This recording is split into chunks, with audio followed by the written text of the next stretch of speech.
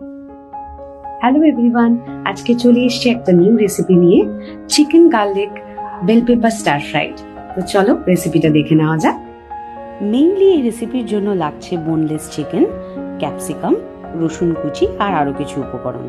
প্রথমে তেল গরম করে তার মধ্যে রসুন কুচি দিয়ে তার সাথে কিছুটা পরিমাণ কাঁচা লঙ্কা কুচি দিয়ে হালকা করে ভাজা হয়ে গেলে এর মধ্যে দিয়ে দিন বোনলেস চিকেনগুলো।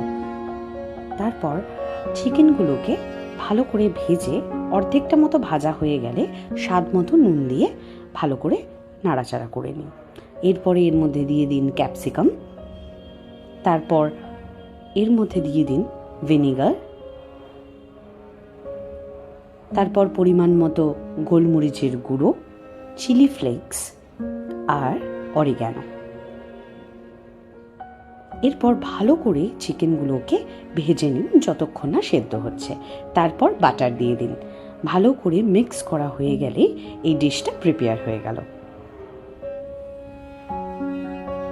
এই হয়ে গেল আপনাদের new recipe, chicken garlic bell pepper stir fried. অবশ্যই বাড়িতে ট্রাই করে দেখবেন। Thank you.